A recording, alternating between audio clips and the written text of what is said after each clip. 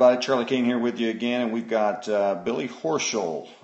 Winner is at the BMW, which was played at Cherry Hills. This is 2014.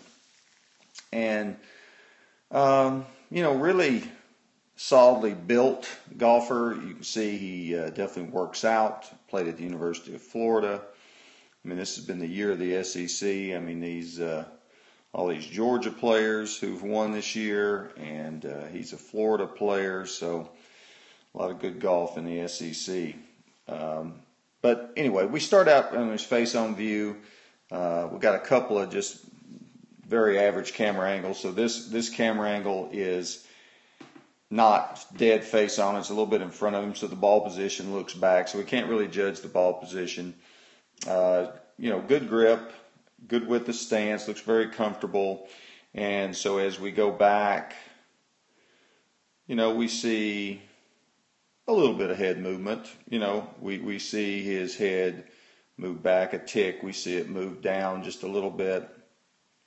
And we see that big upper body turn against, medium to kind of small hip turn, braced around that right leg, lots of width, plenty of wrist hinge. So, if you've been watching or listening to my analysis, the things I'm looking for are common denominators. And once I see common denominators, then that's how I determine what I should be teaching you, what I should be teaching golfers. The thing that we see over and over and over, golfers turn and they have width on their backswing.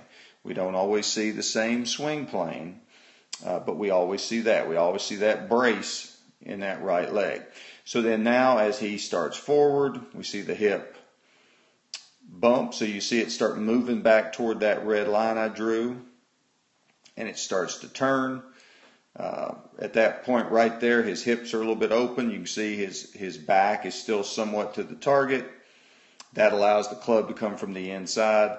And he's still got plenty of wrist hinge. So that's a valuable lesson always for us, is you want to store up your energy. You don't want to give it away too soon. And then as he comes to impact, something that we see in all the players we've analyzed so far is the tip of the handle gets to that left thigh by the time he hits the ball. And then look at the direction the shaft's leaning. It's leaning forward. So he's taken, let's just say that's a 7-iron. He's turned it into a 6-iron. And again, you see that his head is lower than it was. And you look at that picture, look at that right wrist. So his right wrist is what I would call a stinger, a compressor.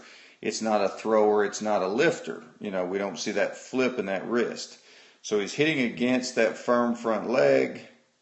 Look at his upper arms at that point, how close they are to his body. So yes, the weight on the end of the stick's pulling out, and he's tugging back in, and then you see his head start to rotate as he comes through, not keeping his head down for any extended period of time. The left elbow folds, the wrist rehinge. So then we look at him down the target line. This camera angle again is not great. It should be on the hand line. It's kind of on his foot line.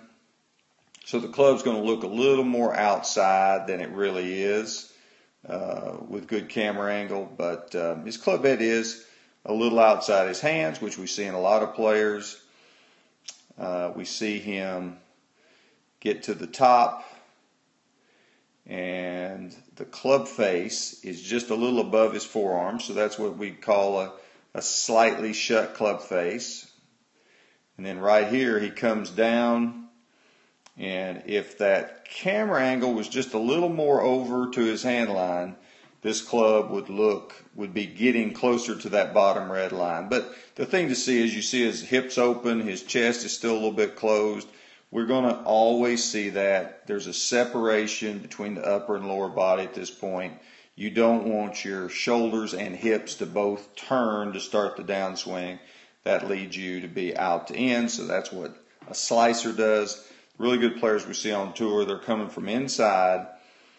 They hit the ball, and now you see his shoulders match up with his hips, which I feel like that's because his arms swing it around.